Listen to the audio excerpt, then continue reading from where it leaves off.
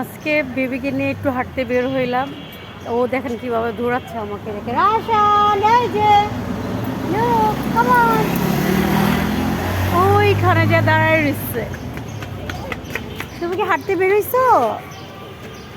আবার চলে গেছো? এই যে আবার আসো, এই যে রাশান।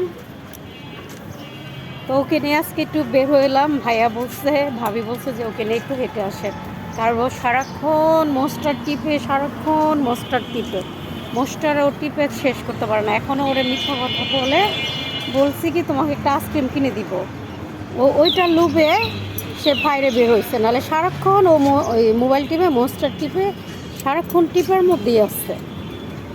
এর জন্য ওকে একটা মিথ্যা কথা বলে তারপরে আজকে এই যে হাঁটতে নিয়ে আসছি। এই রাসায়নিক দিকে আসো তো, কামান রাসায়ন, এই যে লুক।